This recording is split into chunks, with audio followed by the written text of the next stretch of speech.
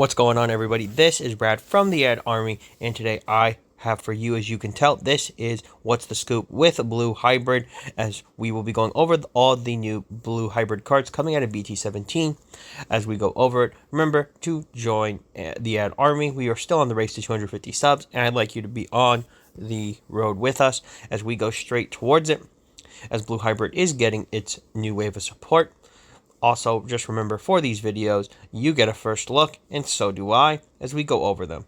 So without further ado, let's jump into it. As there are no new eggs specifically for this strategy, we start off with a brand new level 3 for the deck, as we have a brand new Strabimon here, which for the first time can Digivolve on top of either blue or yellow eggs for a cost of 0.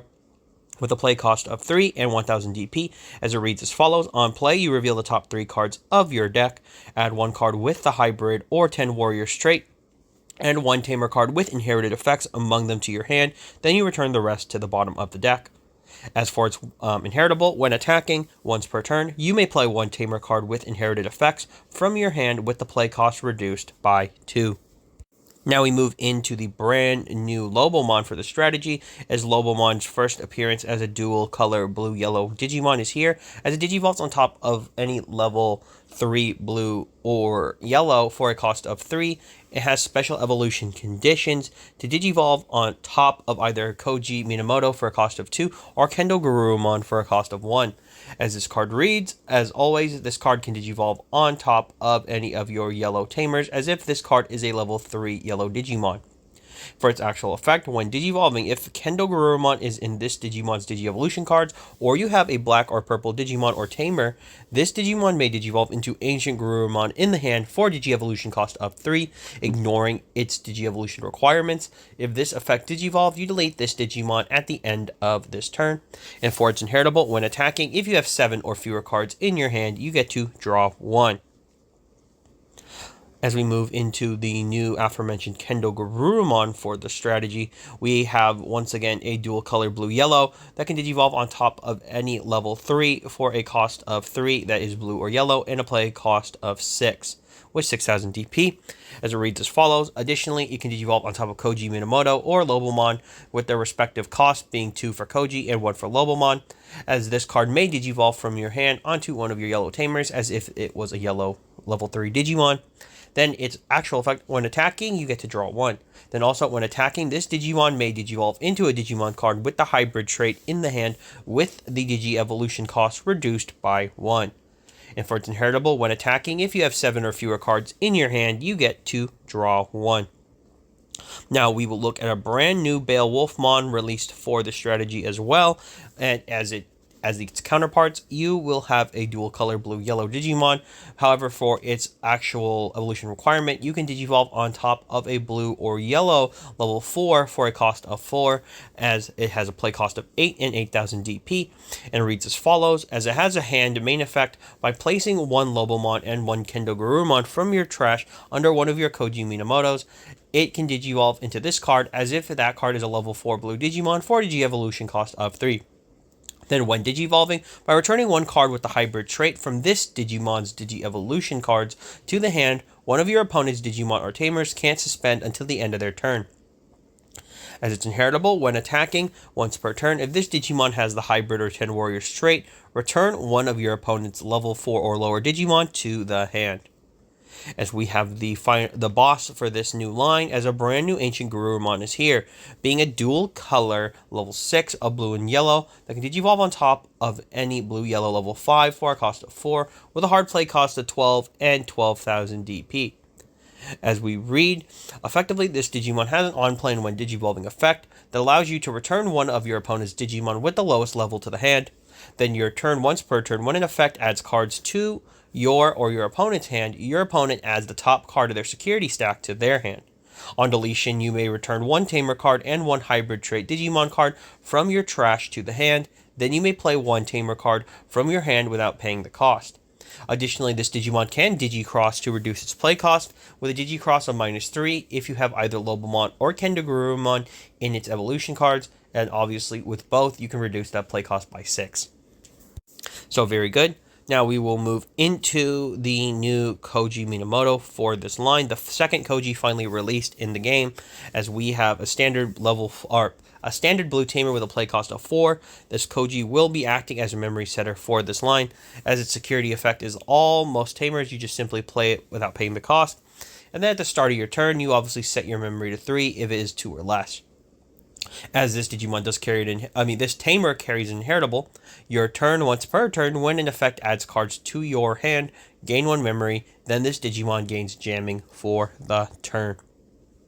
Very straightforward. As we move on to the brand new option designed to assist the hybrid lines here, we have a dual color red-blue option, which is Ancient Guardian Deity. Now it reads as follows: while you have a tamer or a Digimon with the hybrid trait, you may ignore this card's color requirements. Main, you may return 1 Digimon card with the hybrid or 10 warriors trait from your trash to the hand. Then you may play 1 Digimon card with the 10 warriors trait or tame 1 tamer card with inherited effects from your hand with the play cost reduced by 4. For its security effect, you may play 1 tamer card with inherited effects from your hand or trash without paying the cost. Then you add this card to the hand. And that is all the support so far released, as we have a brand new entire Digimon line focusing on the hybrid Digimon, and we also have brand new support and tamer.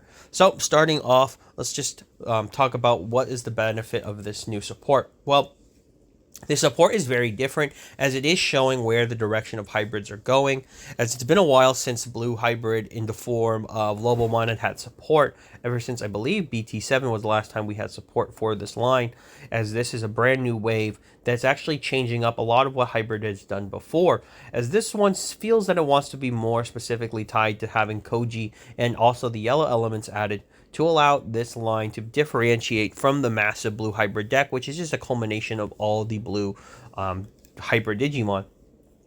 As still, Stravimon is playable in Blue Hybrid, as well as being able to play in this, I guess we can call it Ancient Garu, or, Magna Garu now, or basically Blue Hybrid Garurumon is a way you could call it too. That it searches for very good cards, as this card is just so strong. Giving you the chance to grab your tamers with inherited effects is just really good.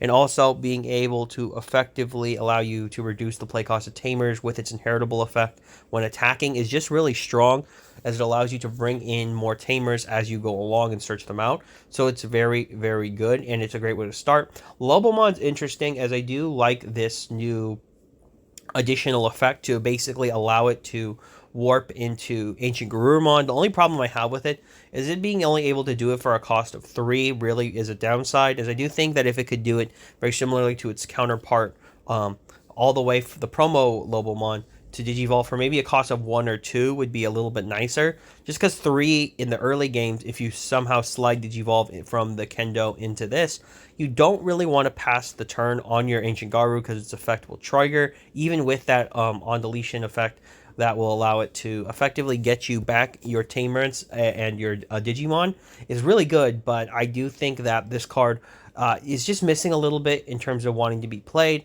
although its inheritable is really strong. Now, the new Kendo Garurumon is very interesting. I think this is the first Kendo Garurumon where, besides the other 2 that already exist, you might actually consider playing this card.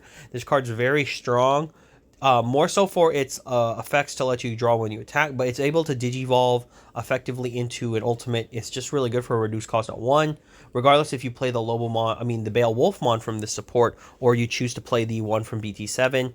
You have an advantage here, as effectively when you warp into it, you'll only be paying the 1 memory, and because of the effect of BT7 Beowulfmon, you could actually Digivolve into this for free, if I'm correct. So that's just really, really strong. And I mean, this is a good Kendo Garurumon. I think it's worth playing. The new Beowulfmon is good. I think the bigger problem that this Beowulfmon suffers from is similar to what this Lobomon suffers from. having to digivolve for a cost of 3 isn't bad, but you need to have the memory setter in rotation. As I do think one of the weaknesses hybrids will have as a whole is that they will be able to use the training cards relatively well, but you will have to make some consolidations here and there if you really want to make them more effective in this strategy, as the high evolution requirement costs, even with their alternative evolution conditions, still makes it hard. So if for whatever reason you wanted to evolve on top of something like a Strabimon, you would rather use a training to make that an evolution cost of 1 or even 2 in the case of Beowulfmon, just because you don't really want to spend so much memory having to do that evolution. But for the Beowulfmon, its effects are pretty okay. They do some interesting mechanics here with basically returning cards and adding cards to hand, because that is something that the blue hybrid in the form of Koji focuses on a lot. So, you do have those elements, and the Beowulfmon is strong. I do think for the premise of the game now, it would have been okay to put jamming on this as well, just because it would give it a higher chance to survive security. But seeing how this support is working, you really just want to be digivolving on top of your tamers or level 4 hybrids to kind of slide digivolve between them, and the level 5 and level 6 for this archetype rather be played out, which is kind of weird, but it is kind of what it wants. As we finally look at Ancient Garurumon, Ancient Garurumon's I think fantastic here.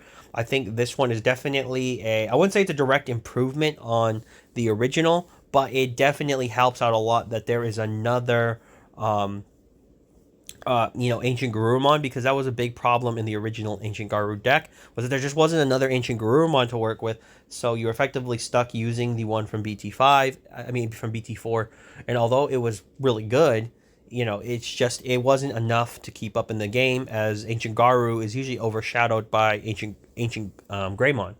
But in this case, this Ancient Garurumon is really overtuned, I think, in a good way. It gives the deck some speed. It has recyclability. I'm also very glad that Bandai's using Digicross more liberally than I would have imagined, because I thought maybe Digicross would fall off, but I think they understand that too. That Cross Wars being the only type of decks that could use Digicross in their actual game. It just felt like for the card game, we have to use Digicross because it's just such a waste to not use that mechanic. And I really love it for these hybrid Digimon, because it does allow them to kind of utilize their mechanic from the anime very well, because Digicross is effectively not what they did, but effectively allows them to use it better in the card game. So I do like that. And Ancient Garu is just a stellar top end piece for this new line. It's already seeing success in the OCG, so that's where I'll tell people to go, because I've never played really Blue Hybrid too much. I built it, I tried it, it wasn't bad, but Blue Hybrid's evolved so much since the last time I played it that if people want a good example, I will point them in that direction.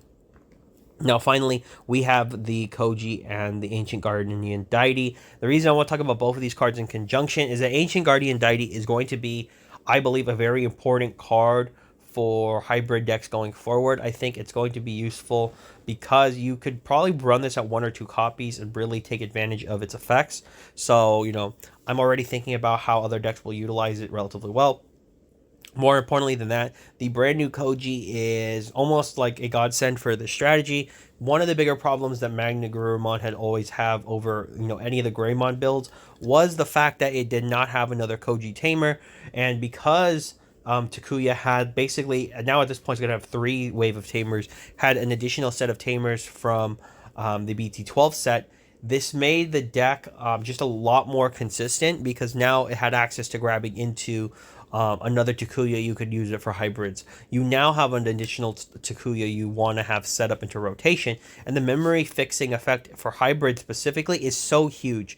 A lot of the hybrid strategies, I do believe, suffer because they don't have any in archetypal tamers with inherited effects that are memory setters, because just having a memory setter in the form of like Koji or even Takuya, as you realize before with Red Hybrid, is just instrumental to making them just keep up with pacing, because the hybrid decks don't really want to utilize other tamers. And for the future proofing of the game, this allows Bandai to print cards that can only search their in archetype tamers that with inherited effects to effectively support the strategy really well.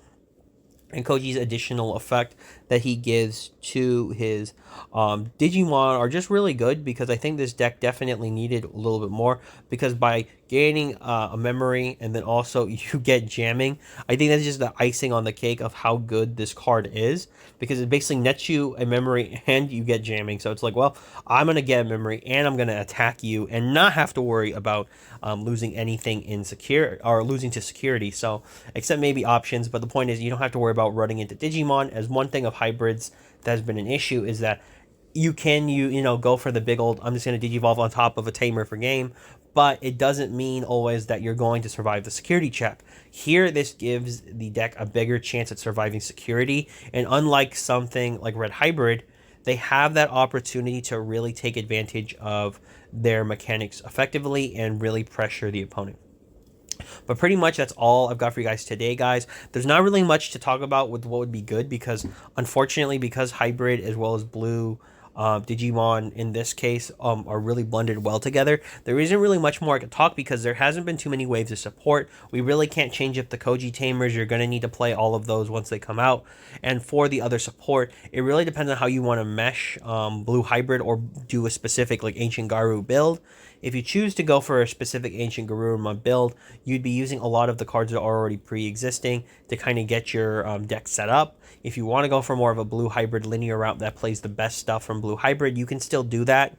You know, you'd probably throw in just the Strabimons, the Ancient Garurumons, maybe... Oh, well, you would probably throw in the Kojis, and then maybe Ancient Guardian Deity, but you could probably skip the entire line if you really wanted to, except maybe Kendo Garurumon. Like I said, Kendo Garurumon's the only one here that I'm like, it's really hard to ignore this card, because it's just so good, because it'll make Veil Wolfmon from BT7 a free Digimon to Digivolve. That's just so strong. But yeah, pretty much this is the support for Blue Hybrid from BT17. And as always, this has been Brad from the Ad Army signing off. And for all of you out there, to sign on.